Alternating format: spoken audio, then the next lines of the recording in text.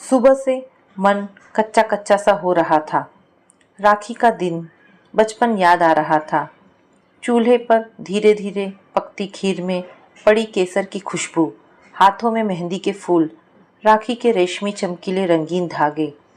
सुबह से नहा कर नए कपड़े पहनकर दोनों भाई बहन घर में दौड़ लगाते रहते थे। एक रौनक सी हो जाती थी घर में। ए, मत खा मिठाई, मैंने सुबह से कुछ नहीं खाया। तुझे राखी बांधने के लिए मैं अकेली क्यों भूखी रहूं? जा जा, मैं तो खाऊंगा। तुझे राखी बांधनी है तो तू रह भूखी। जा, मैं तुझे राखी नहीं बांधूंगी।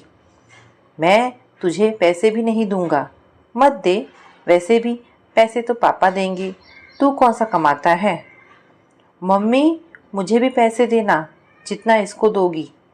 हाँ मेरा राजा बेटा, तुझे भी पैसे मिलेंगे।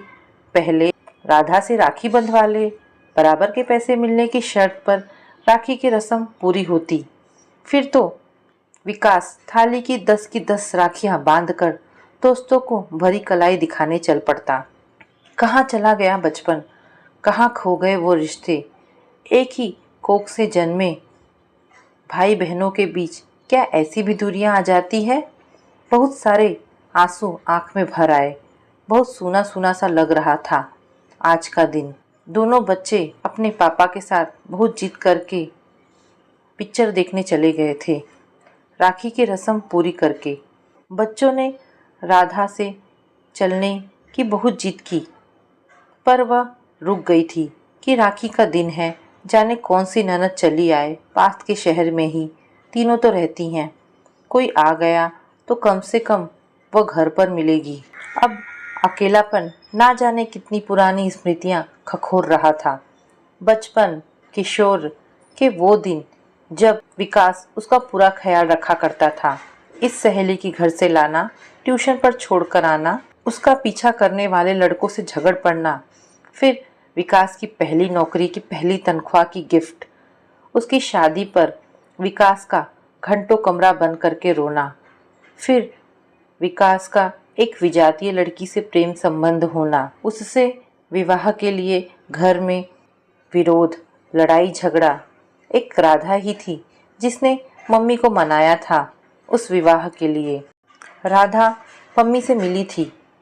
मम्मी ने कितने वादे किए थे, दीदी जैसा मम्मी चाहेगी वैसा होगा, मैं अच्छी बहू बनकर दिखाऊंगी, आपके परिवार की परंपराएं अब मेरी है।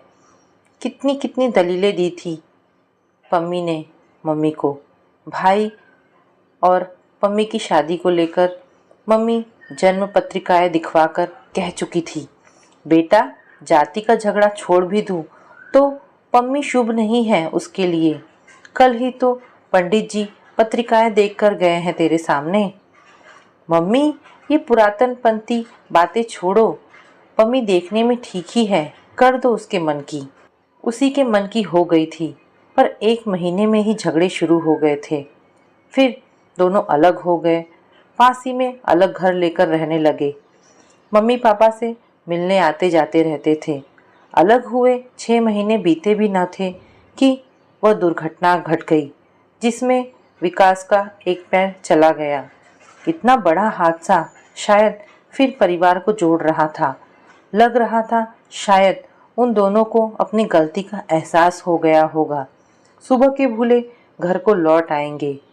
मम्मी अस्पताल में दिन रात एक एक करके उसकी सेवा करती रही थी, अपना अशक्त बुढ़ापा भुलाकर। तन मन धन तीनों झोंक कर उन्होंने 3 महीने विकास के साथ अस्पताल में बिताए। मम्मी अपने मायके में थी, उसे भी चोट आई थी। राधा स्वयं घर, पति, बच्चे छोड़कर मायके के चक्कर काटती रही, हर संभव सहायता करती रही। राधा के पति भी पीछे नहीं रहे थे विकास की सेवा में। उसे गोद में उठा उठाकर एक्सरे वगैरह के लिए ले जाते। विकास भी मम्मी के बहुत करीब आ गया था। दिन रात कहता, तुमने मुझे नई जिंदगी दी है, मेरा हाथ पकड़े रहो, मुझे सुला दो, बहुत दर्द है। मम्मी आंसू बहाती, उसके करीब रात रात खड़ी रहती। कभी कभी विकास जिद करके मम्मी को घर भेज देता और राधा स्वयं उसका यूरिन बैग बदलती, गंदा बिस्तर साफ करती, शर्म छोड़ एक बच्चे की तरह उसके कपड़े बदलवाती। सबके सहयोग से व सेवा से विकास घर लौट आया था, कृत्रिम आधुनिक तकनीक वाले नए पैर के सहारे चलता हुआ। विकास लौटकर अपने अलग घर में नहीं गया। मम्मी से कह दिया था, तुझे आना हो आ जाना, मैं अब अपनी माँ से अलग नहीं रहूँगा। पर कुछ सप्ताहों में ही फिर पासा पलट गया था। इस बार विकास सारे रिश्ते ही तोड़कर चला गया था, यह इल्ज़ाम देकर कि मेरे ससुराल वाले तो एरोप्लेन से बम्बई ले जाते, मेरा पैर बच जाता, तुमने तो कटवा ही दिया। सबने समझाया भी कि पैर में तो उसी दिन डिमार्केशन लाइन आ गई थी, बम्बई जाकर भी वह कटता ही। लेकिन अब विकास किसी की बात नहीं सुन सकता था, सिवाय पम्मी के।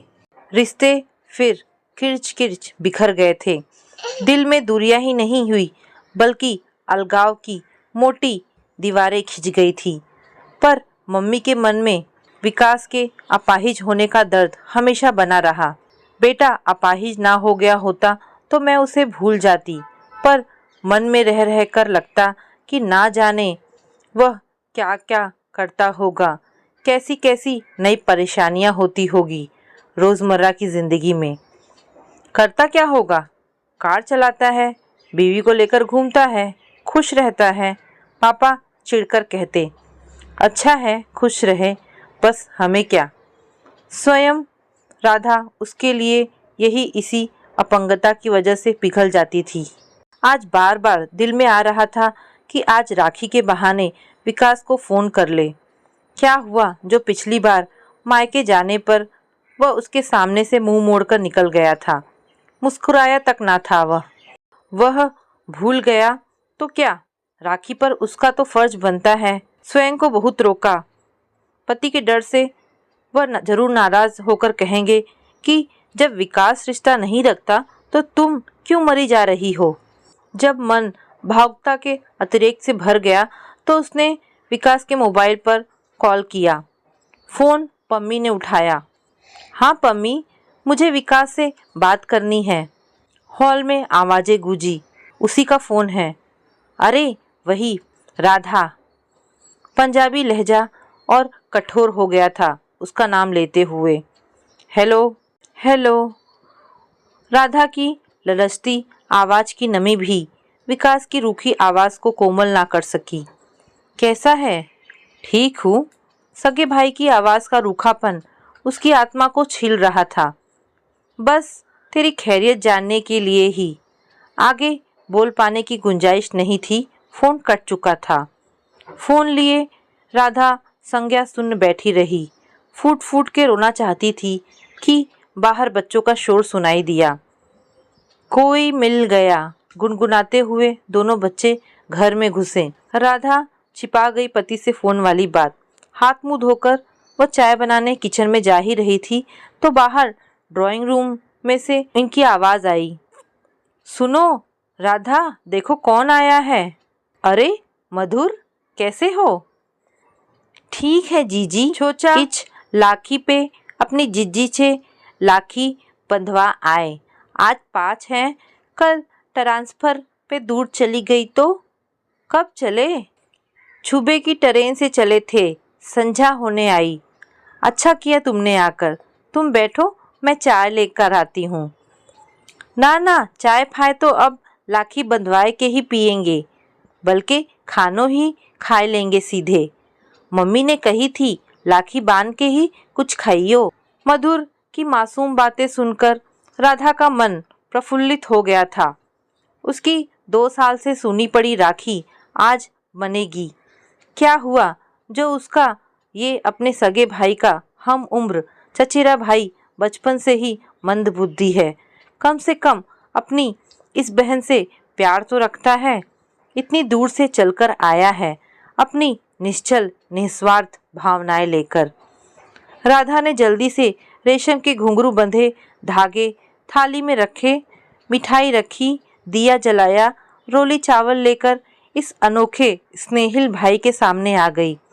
बड़े स्नेह से टीका करके राखी बांधी, मिठाई खिलाई। मधुर उठा, उसने पैर छुए और जेब से 100 रुपए का नोट निकालकर थाली में डाल दिया। नहीं मधुर भैया, हम आपसे इतने पैसे नहीं लेंगे। आप आ गए हैं, यही बहुत है। नहीं तो हमारी यह राखी भी सुनी जाती। आवाज में उस फोन वाली घटना की पीड़ा थी। चिंता क्यों करती हो जीजी? हम भी अब कमाते हैं, एक फैक्ट्री में काम करते हैं, तुम्हें लेने पड़ेंगे, वरना नाराज हो जाएंगे। हाँ हम, तुतलाती आवाज में मधुर ने कहा।